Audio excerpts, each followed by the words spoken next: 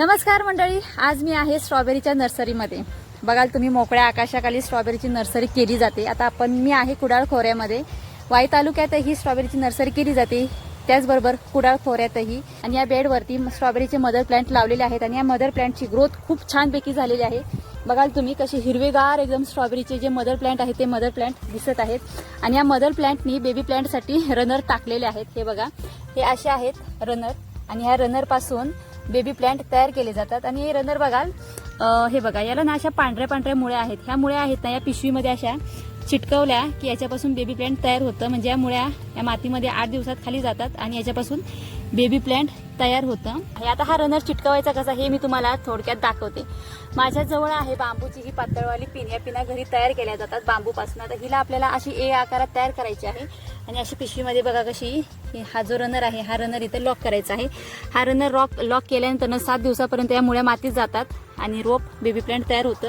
त्याला पुढं बघाल तुम्ही मंडळी, बघा पुढाचा शेंडा फुटलेला आहे. या शेंड्यापासून दुसरं बेबी प्लांट तयार होतात. म्हणजे काय होतं की याच्यापासून दुसरं रोप, त्याच्यापासून तिसरं रोप, त्याच्यापासून चौथं रोप, असं रनर पासून रोपं तयार होत जातात. आता हा जो तुम्हाला दिसत आहे हा आहे स्ट्रॉबेरीच्या मदर प्लांटचा बेड.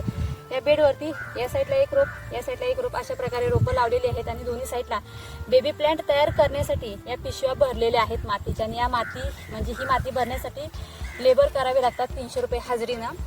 तर आता बरेचसे असे बेबी प्लांट तयार झालेले आहेत. त्याचबरोबर जे मदर प्लांट आहे त्या मदर प्लांटला फुलं देखील आलेली आहेत. म्हणजे काही दिवसातच याला फळं देखील येतील. तर आता हे स्ट्रॉबेरीची नर्सरी म्हटलं की बाबा खर्च खूप येतो. त्याचबरोबर धावपळ करावी लागते, उन्हातानाचं कायमस्वरूपी शेतात पळावं लागतं.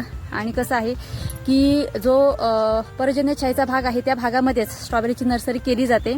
महाबळेश्वर तालुक्यामध्ये पाऊस खूप जास्त प्रमाणात असतो, त्याच्यामुळे तिथं स्ट्रॉबेरीचे मदर प्लांटपासून बेबी प्लांट तयार होत नाहीत.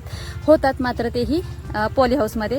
तर अशा प्रकारे मोकळ्या आकाशाखाली स्ट्रॉबेरीची नर्सरी आहे आणि खूप भारी वाटलं. तुम्हाला जर रोपं लागणार असतील तर नक्कीच कमेंटमध्ये सांगा. बरेचसे शेतकरी आपल्या ओळखीचे आहेत, त्यांच्या मार्फत आपण तुम्हाला रोपं ही घेऊन देऊ शकतो.